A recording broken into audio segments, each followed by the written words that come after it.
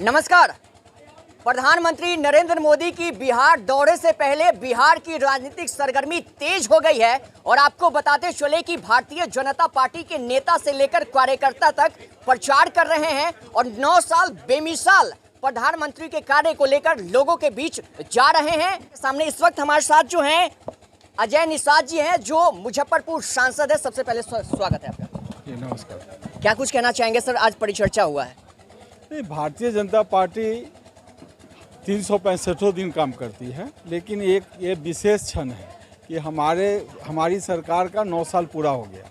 ये पहली गैर कांग्रेसी सरकार है जिसने 9 साल पूरा किया। इससे पहले कभी भी ऐसा नहीं हुआ। जितने भी पूर्वज आप इतिहास देखेंगे तो कोई भी सरकार जो है 2.5 साल 3 साल से ज़्यादा नहीं चली। ये नरेंद्र मोदी जी के नेतृत्व में ये पहली सरकार है जिसका कार्यकाल जो है 9 साल पूरा किया। तो उसको हम लोग एक उत्सव के रूप में मना रहे हैं। माननीय प्रधानमंत्री जी का निर्देश हुआ कि जितने भी वरिष्ठ कार्यकर्ता हैं उनके घर आप जाइए, उनसे संपर्क कीजिए और उनके साथ भोजन कीजिए। तो उसी के कड़ी में ये कार्यक्रम है। इसके साथ साथ जो नरेंद्र भाई मोदी की जो 9 साल की उपलब्धि है उसको भी हम लोग जन जन पहुँचाने का काम कर रहे हैं। ये ऐसे प्रधानमंत्री हैं जो देश के हर गरीब के लोगों के लिए काम किया है और हमको नहीं लगता है कि ऐसा कोई भी घर वंचित होगा जहां प्रधानमंत्री का कोई ना कोई स्कीम से लाभ पहुंचा ही होगा, कोई घर वंचित नहीं होगा। विरोधी पार्टी का कहना है कि प्रधानमंत्री तो प्रचार मंत्री हैं, तो काम तो वही कर रहे हैं ना। प्रधानमंत्री जी पहली बार 2014 में आए, पूरी बहुमत के साथ सरकार बनी। उस समय 282 सांसद थे। 2019 में आए तो उसकी संख्या बढ़ के 303 हो गई। हमारी वोट का परसेंटेज देखेंगे, 2014 में हम 2,25,000 से जीते थे, 19 में बढ़ के 4,10,000 हो गया। तो लगातार जनाधार हम लोग का बढ़ रहा है और इस बार जो 2024 में हम लोग आएंगे तो इसकी संख्या जो है 400 पार होगी। विपक्षी का काम है, उनको बोलने दीजिए और उनका क्या क्या घटना हो रहा है वो तो पूरा बिहार देख रहा है। अभी 2 दिन पहले एक पुल बह गया। ये विकास की गंगा बह रहा है। ये पहला पुल नहीं है। जब गूगल पे सर्च कीजिएगा तो बिहार के ऐसे ही बहुत सारे पुल हैं जो धंस गए। बगल में कटरा में भी एक पुल था, वो भी धंस गया था, आपको याद होगा। इसके साथ साथ बिहार में ऐसा एक बहुत बार हुआ। ये भी पुल है, ये दूसरी बार ऐसा घटना हुआ। इससे पहले भी एक बार हो चुका है।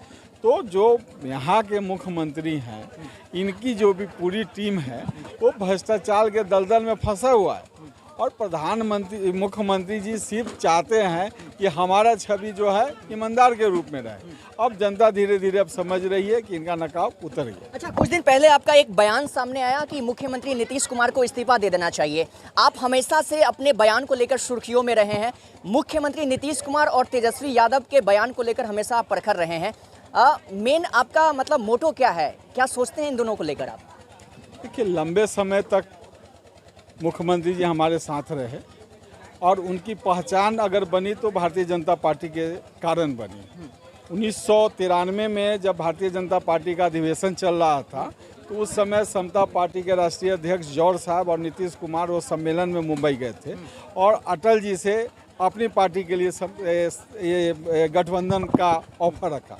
तो भारतीय जनता पार्टी ने देखा कि चलो बिहार में हम लोग कमज़ोर हैं, अगर इनके साथ अगर आ जाते हैं तो हमारी सरकार स्थिति मजबूत होगी और उसका फ़ायदा भी मिला।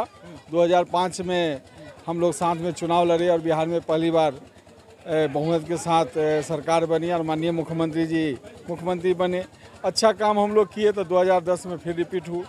लेकिन जब नरेंद्र भाई मोदी प्रधानमंत्री के लिए जब उनका नाम घोषित हुआ तो इनका पता नहीं मन में क्या हुआ, ये उनके विरोध करने लगे और अचानक गठबंधन तोड़ दिए।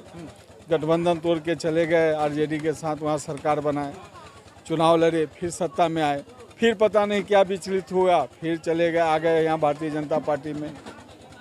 हम लोग के शीर्ष नेतृत्व ने कहा कि चलो भूले, सुबह का भूला शाम में अगर घर आ जाता है तो उसको भूला नहीं करते हैं। हम लोग साथ में मिल के चुनाव लड़े। जदयू को आभास हो गया था कि इस बार जो है हमारी सीट कमेगी, भारतीय जनता पार्टी की बढ़ेगी। उन्होंने फिर माननीय गृह मंत्री से संपर्क किया और वहाँ से आश्वासन लिया कि अगर जदयू की कम सरकार भी सीट भी आएगी तब भी मुख्यमंत्री हम ही रहेंगे। माननीय गृह मंत्री जी का दिल बहुत बड़ा है। उन्होंने कहा कि चलो कोई बात नहीं, आप ही बन जाना, और हम लोग बना दिए उनको मुख्यमंत्री। फिर ये छोड़ के भाग गए हैं। अच्छा, लालू जी का बिहार आगमन हो चुका है।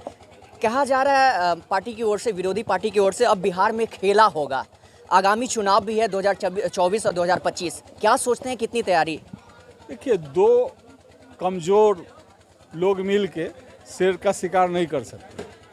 नरेंद्र मोदी शेर हैं, ऐसे ऐसे कितने गठबंधन बनेंगे, नरेंद्र भाई मोदी पर कोई फर्क नहीं पड़ता। आप देखिए ना, अब उनका उम्र हो गया, नीतीश जी का भी उम्र हो गया, अभी भी उनको एक सलाह देते हैं आपके माध्यम से कि अभी भी समय है, वो रिटायरमेंट ले लें, उनका मान सम्मान बच जाएगा। बहुत धन्यवाद। अच्छा, जगह जगह परिचर्चा आप कर रहे हैं, लोगों के बीच मिल रहे हैं, चुनौती कौन कौन से चुनौतियों का सामना करना पड़ रहा है? देखिए, कोई चुनौती नहीं है, थोड़ा बहुत शिकायत मुझसे हो सकता है, लेकिन जो देशवासी यहाँ भारत देश के जितने लोग हैं उनको नरेंद्र भाई मोदी से कोई शिकायत नहीं है। हम में कमी बेसी निकालते हैं, कोई सुझाव हो शिकायत हो हमसे बोलते हैं, लेकिन जब भी नरेंद्र भाई मोदी की बात आती है सब एकजुट होते हैं कि नहीं, इनके जैसा प्रधानमंत्री मिलना मुश्किल है और हम लोग अगली बार इन्हीं को प्रधानमंत्री कह रहे हैं 2024 में 25 में तो उखाड़ फेंकेंगे, भाजपा को भगा देंगे। भाई रिजल्ट आने दो ना, तुम भी हो हम भी हैं, देख लेंगे।